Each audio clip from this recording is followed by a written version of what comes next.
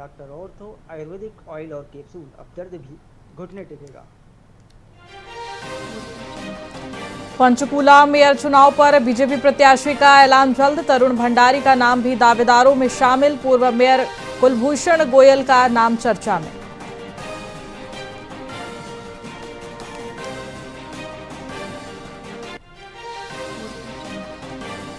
Haryanvi actress Divyanka Sirohi का निधन। 30 साल की उम्र में हार्ट अटैक से मौत। फिल्म और कला जगत में शोक की लहर।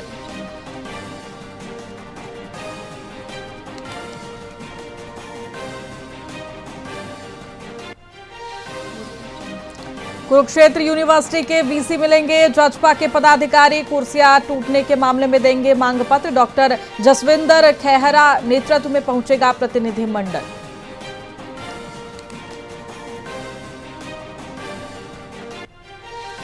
हरियाणा में पहली बार वार्म नाइट का येलो अलर्ट जारी। दिन के साथ रातें भी बढ़ा रही तेज गर्मी। मौसम विभाग ने सतर्क रहने की सलाह दी।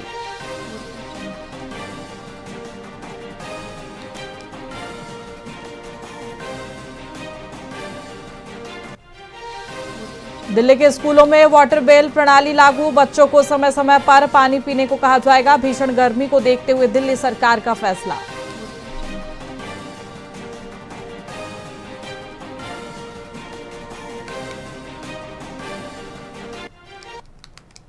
नमस्कार, मैं आपके साथ खुशी गोस्वामी। वीआईपी न्यूज में आप सभी का बहुत बहुत स्वागत है। रुक करेंगे खबरों की ओर। फरीदाबाद के बीके अस्पताल में सफाई कर्मी विजेंद्र पर जानलेवा हमले के बाद कर्मचारियों ने हड़ताल कर दी है। पीड़ित का आरोप है कि सुपरवाइजर किरण ने उसे कुर्सी से हटाया और विरोध करने पर बाहरी गुंडों से सरिया से हमला करवाया गया। प्रधान सोनिया शर्मा ने सुपरवाइजर्स पर भ्रष्टाचार के भी गंभीर आरोप लगाए हैं। तो वहीं कर्मचारियों का कहना है कि शिकायत के बावजूद सिविल सर्जन ने कार्रवाई के बजाय पीड़ित का ही ट्रांसफर कर दिया। अब आरोपियों के तबादले तक काम बंद रहेगा।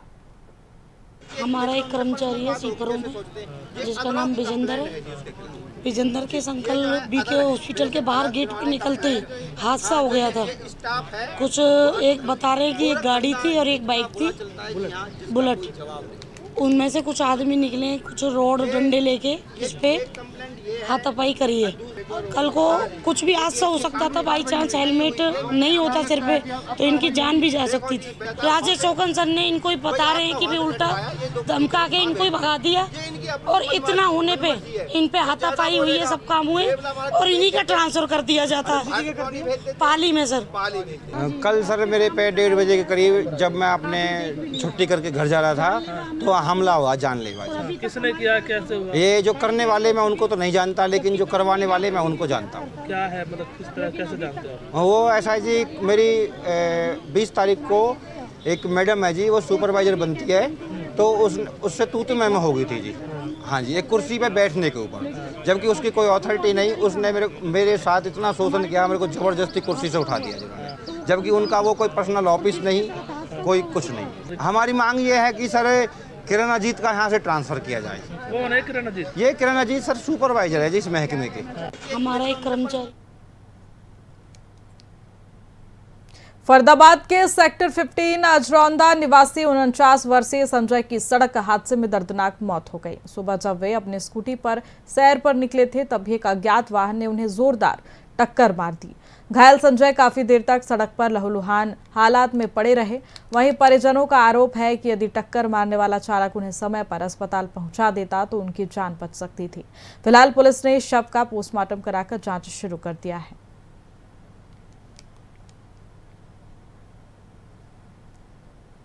हुआ ये था जी, हमारे पापा सुबह मॉर्निंग वॉक करने डेली जाते हैं 4 बजे 4:30 बजे के बीच में। उनका डेली का रूटीन है।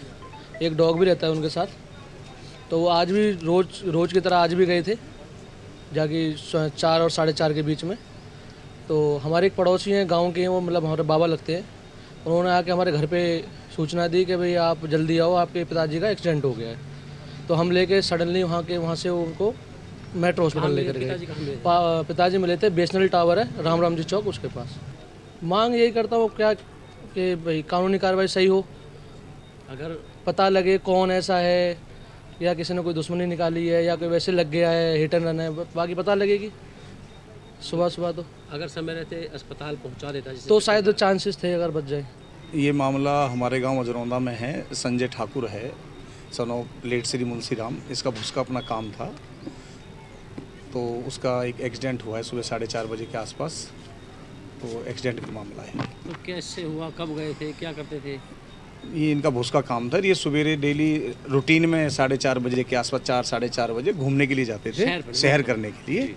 तो सुबह आज जा रहे थे तो किसी अज्ञात वाहन ने इनको टक्कर मारी है, जिसका अभी हम वहाँ CCTV फुटेज वगैरह सब हम देख रहे हैं। पुलिस भी हमारे साथ लगी हुई है, वो भी देख रही है। और जल्द से जल्द हमें जो दोषी हैं जिस वाहन ने, अब उसका ये पता करना पड़ेगा कि 4:30 बजे जिस वाहन ने टक्कर मारी है क्या वो नशे में था, क्या वो अशुद्ध था, कैसा था। वो जब वो पता चलेगा वाहन का तो उसके बाद पता चलेगा।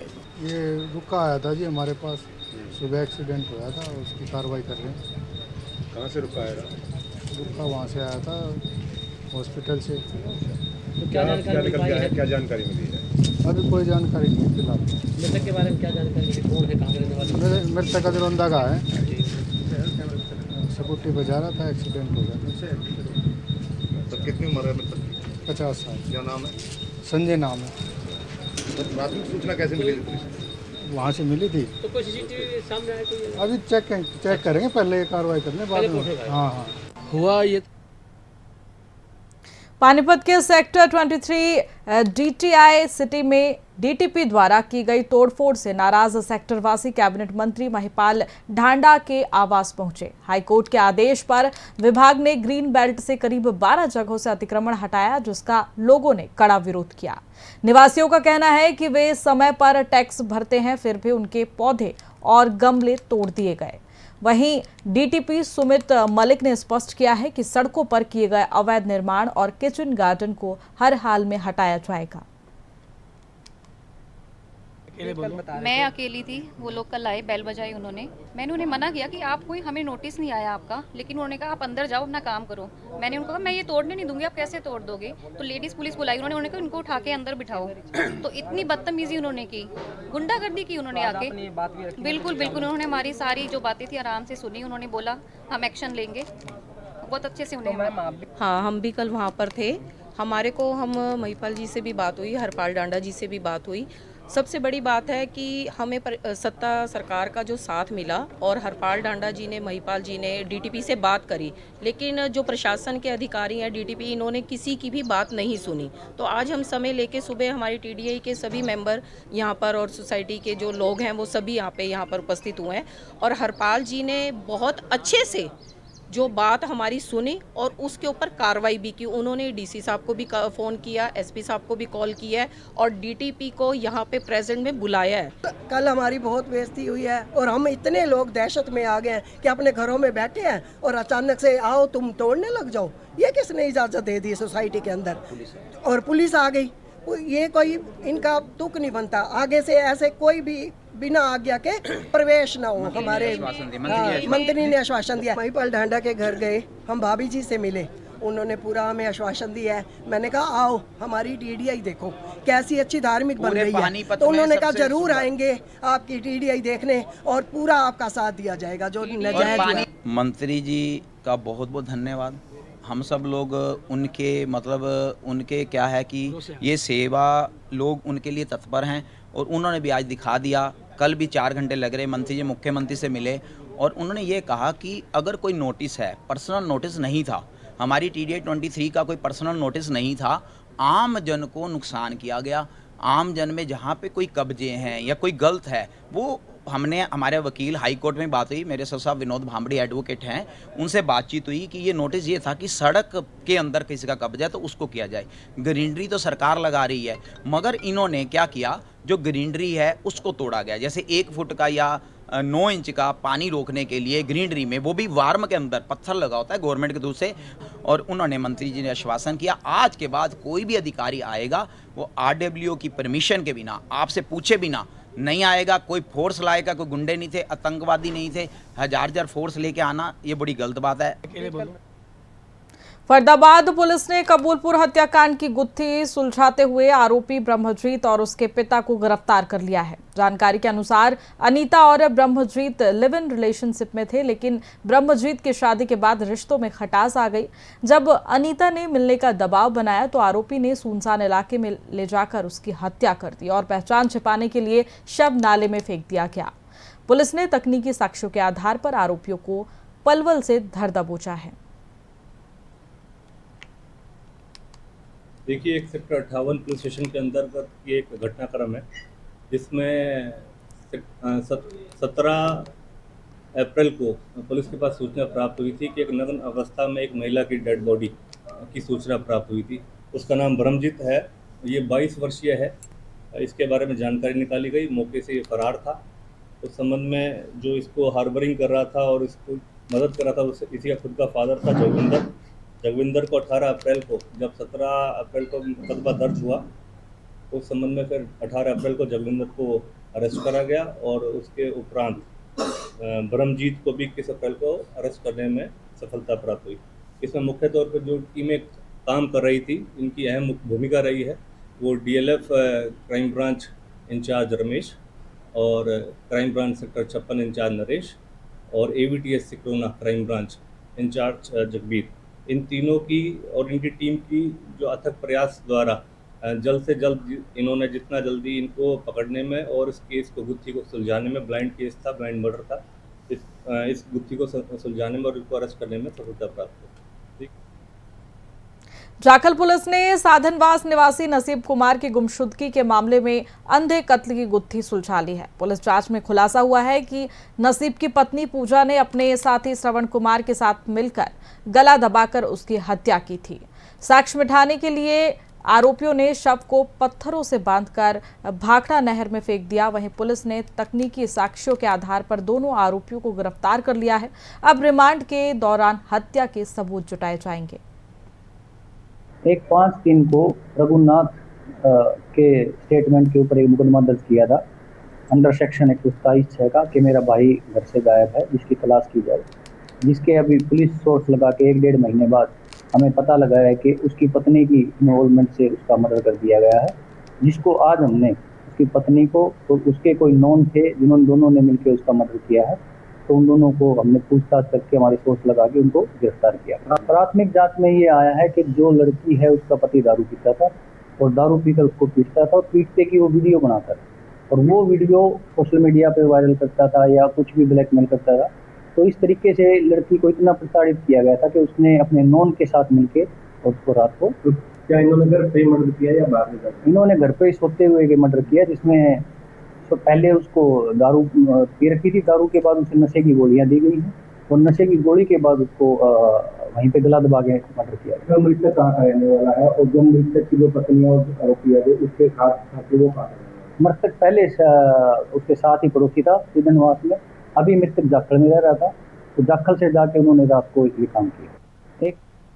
नानौल की डीसी अनुपमा अंजलि ने सिविल अस्पताल का औचक निरीक्षण कर व्यवस्थाओं का जायजा लिया। इस दौरान मरीजों ने अस्पताल में उपलब्ध होने के बावजूद बाहर की दवाइयां लिखे जाने की शिकायत की। डीसी ने तुरंत संज्ञान लेते हुए डॉक्टर आकांक्षा को नोटिस जारी कर जवाब मांगा है। इसके अलावा अस्पताल परिसर में खुले सीवरेज पर नाराजगी जताते हुए लोक निर्माण विभाग को सुधार के निर्देश दिए गए। साथ ही डीसी ने स्पष्ट किया कि अब हर 15 दिन में निरीक्षण होगा।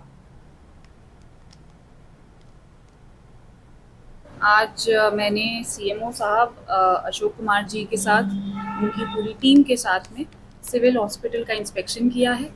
इंस्पेक्शन में मैंने पूरा ही हॉस्पिटल घूम के देखा कि यहाँ पे कितने डॉक्टर्स हैं, किस किस स्पेशलिटी के डॉक्टर्स हैं, क्या वो टाइम पे आ रहे हैं, क्या लोगों से बातचीत करी जानने के लिए कि क्या वो डॉक्टर से मिल पाते हैं, कितना वेटिंग टाइम है।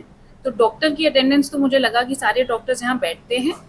कुछ ऐसी सुविधाएं हैं यहाँ पे जिनमें ज़्यादा भीड़ लगती है, जैसे अल्ट्रासाउंड, एक्सरे। तो वहाँ मैंने CMO साहब से ये निर्देश दिया है कि वेटिंग एरिया प्रॉपर हो बैठने की, पीने के लिए, और टॉयलेट्स वगैरह जो है साफ़ सुथरे हो, ताकि हमारे जो नागरिक हैं उनको कोई भी असुविधा ना हो। इसके अलावा मैं जब फार्मेसी में गई तो मैंने जब लोगों से चर्चा की, मैंने पाया कि काफ़ी ऐसी दवाइयाँ उनको लिखी जा रही थी जिसमें शायद यहाँ पे या वो उपलब्ध नहीं है या बाहर से लेनी पड़ रही है, तो मैंने सीएमओ साहब को बोला है कि एक अपने लेवल पे इंक्वायरी करें कि जो हमारे पास स्टॉक अवेलेबल है क्या उसको पूरी तरह एग्जॉस्ट किया जा रहा है और लोगों तक दवाइयाँ पहुँचाई जा रही हैं। आज पलवल में अपनी 20 सूत्रीय मांगों को लेकर अग्निशमन विभाग के कर्मचारियों की हड़ताल 15वें दिन भी जारी रही। कर्मचारियों ने स्थानीय विधायक व राज्य मंत्री गौरव गौतम को ज्ञापन सौंपकर अपनी मांगें दोहराई। उनकी मुख्य मांगों में फरीदाबाद अग्निकांड के शहीदों को सम्मान और कच्चे कर्मचारियों को पक्का करना शामिल है। प्रदर्शनकारियों ने चेतावनी दी कि यदि सरकार ने जल्द समाधान नहीं निकाला तो यह आंदोलन अनिश्चितकालीन चलेगा। वैकल्पिक स्टाफ से गाड़ियां चलाने पर भी उन्होंने रोष जताया है।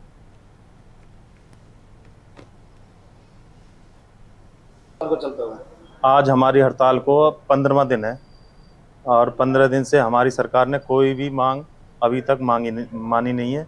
सरकार सोई हुई है बिल्कुल। सरकार से हम अपनी जायज़ मांग रखी है, जो हमारी 22 मांग है जो सरकार से हमने रखी हैं, एक भी नाजायज़ मांग नहीं है, सारी की सारी जायज़ मांग है। सरकार उसमें अब भी कोई अब तक जवाब नहीं दिया सरकार ने किसी भी बात पर। क्या लगता है 15 दिन आपको हड़ताल पर बैठे हुए हो गए, तो सरकार से भी आपकी कोई बातचीत नहीं हो पाई? सरकार से हमारी शुरू में एक बार बात हुई, दूसरे दिन, उसके बाद में सरकार ने कोई बुलावा नहीं दिया। अभी तक तो हमारी सहमति क्या बातचीत के लिए नहीं बुलाई सरकार ने, अभी तो एक बार बुलाए उसके बाद में बुलाए नहीं है। कोई आमंत्रित लेटर कोई जारी नहीं किया सरकार ने कि बातचीत करनी है। तो हमारे राज्य सत्र के जो प्रधान है उन्होंने कहा है या तो सरकार मान जाएगी, नहीं तो हमारे साथ में सर्व कर्मचारी संघ की पूरी और नगर परिषद की और कनम रोडवेज कर्मचारी सभी ने ये कहा है कि अगर सरकार मानती है ठीक है, नहीं तो अनिश्चित काल पर ये हड़ताल 1 तारीख से चली जाएगी। जी बिल्कुल रहेगा जी। हमारे प्रधान बिल्कुल पूरे जोर तौर पे हैं जी, वो बिल्कुल कतई सरकार का कोई नहीं आ रहा। हमारे प्रधान से बात करने के लिए कोई लेटर नहीं दिया उन्होंने। अब वो बराबरी बात होती है, फ़ोन पे बात करती है सरकार उनसे, सब ऐसे हमारे वो नहीं मान रहे प्रधान। वो कह रहे हैं कि हमारे लिए लेटर इशू किया जाए बात करने के लिए, तब हम बात करेंगे। लेटर सरकार नहीं दे रही अभी हमें बात करने के लिए। बिल्कुल अनिश्चितकालीन के लिए जाएगी, क्योंकि कोई भी अभी आगे से लेटर जारी नहीं हुआ है। हमारे जो प्रधान है हरियाणा लेवल के, उनको कोई अभी न्योता नहीं आया सरकार का, ताकि बातचीत हो सके। और पूरा ही हरियाणा जल रहा है, आप देख रहे होंगे पूरे हरियाणा में क्या हाहाकार मचा हुआ है। रोडवेज के ड्राइवर मंगा रखे हैं, होमगार्ड मंगा रखे हैं, जिनको गाड़ी चलानी नहीं आती है। जो होमगार्ड हैं उनको पंप चलाने नहीं आते हैं। हर गाड़ियों में नुकसान हो रहा है। हमारे पलवल स्टेशन पे कम से कम 3 गाड़ियाँ खराब हो चुकी हैं 15 दिन के अंदर अंदर। अगर हम ड्यूटी पे होते तो किसी का नुकसान भी होने से बचता और गाड़ी अब सेफ रहती। अब जान माल का नुकसान भी है और सरकार कोई सुनवाई नहीं कर रही है। फिलहाल खबरों में इतना ही। बने रहिए हमारे साथ VIP न्यूज़ पर। नमस्कार।